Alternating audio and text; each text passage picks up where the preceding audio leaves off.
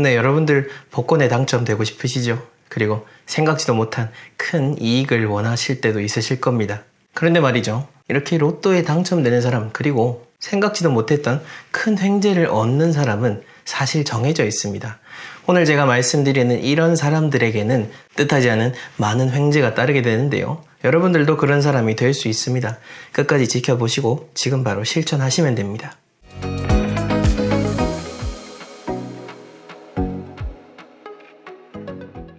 네, 멋지동입니다.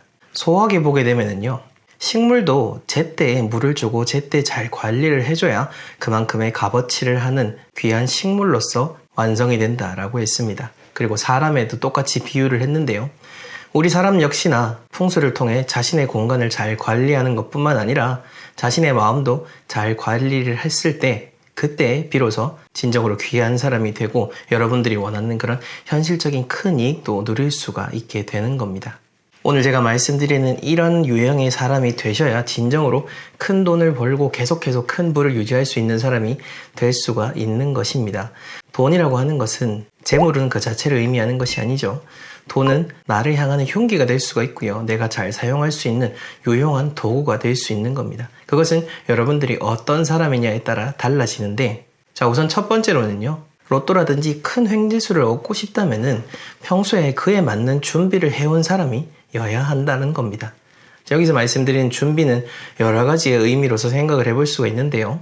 가장 직접적으로는 여러분들이 원하는 그 큰 돈만큼 그 돈을 잘 관리할 수 있는 사람, 거기에 대한 미리 계획이 세워져 있고 내가 그것을 흥청망청 쓰는 게 아니라 나에게 필요한 것이 무엇인지를 잘 알고 적절하게 잘 사용하는 것을 말합니다.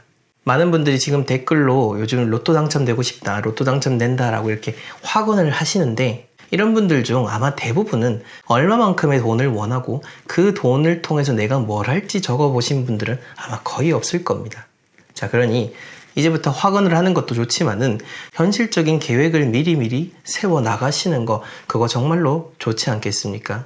여러분들이 그런 큰 돈을 얻게 됐을 때 그 행복한 순간들을 떠올리면서 미리미리 계획을 세워 놓는 거죠.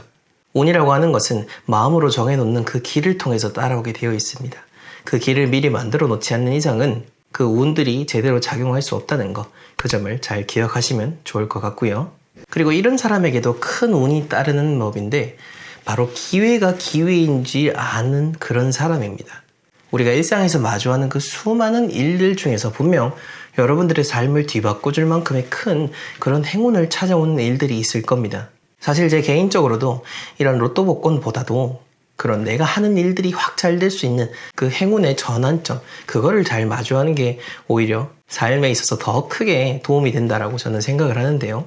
이렇게 기회가 기회인 줄 알려면은 앞에서 말씀드린 평상시의 준비 자체가 되어 있어야 되는 거고요. 기회라고 하는 것이 진짜로 내 삶에 도움이 될 수 있는지를 알 수 있는 그 지혜가 갖추어져야 된다라는 겁니다. 자, 쉽게 말해서 누군가가 여러분들에게 투자 제안을 합니다.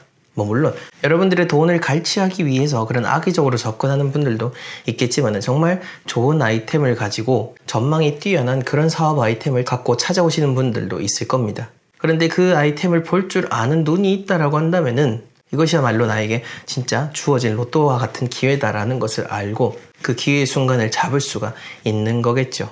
이거는 무던한 그런 노력이 동반되어야 가능한 것이기 때문에 여러분들이 앞으로도 수없이 다가오는 그런 소중한 인생의 기회들을 놓치지 않도록 항상 노력을 하는 것이 좋습니다. 그리고 항상 운이 따르는 사람 중 가장 대표적인 유형은 바로 말보다 행동이 앞서는 사람들입니다. 여기서 제가 말씀드리고자 하는 것은 무언가를 딱 실행하고자 했을 때 말을 통해서 확언을 하고 내가 다짐을 하는 것도 좋습니다만은 그에 맞게끔 지금 당장 실천을 하고 행동을 쌓아가는 것, 그게 더 중요하다라고 하는 거죠. 전 요즘 예전에 방영했었던 골목식당을 다시 한 번 더 돌아보고 있는데요.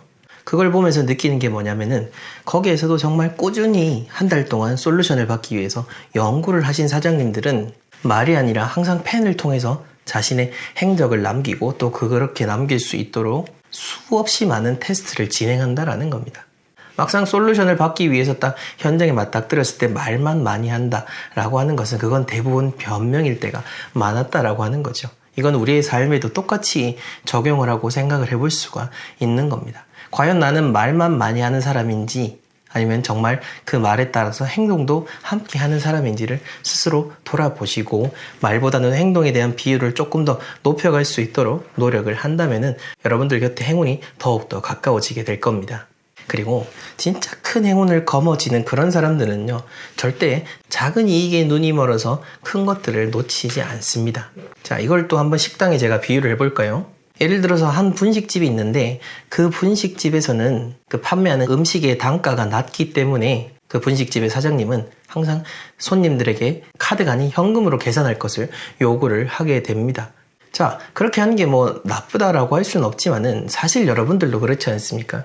만약 그렇게 무리하게 현금 계산을 유도하고 한 명이 오면은 무조건 1인 1주문을 해야 되고 얼마만큼 이상의 주문을 해야 된다 라고 정해놓으면 아마 거기 2번 가고 싶지는 않을 겁니다. 이와도 같은 거죠.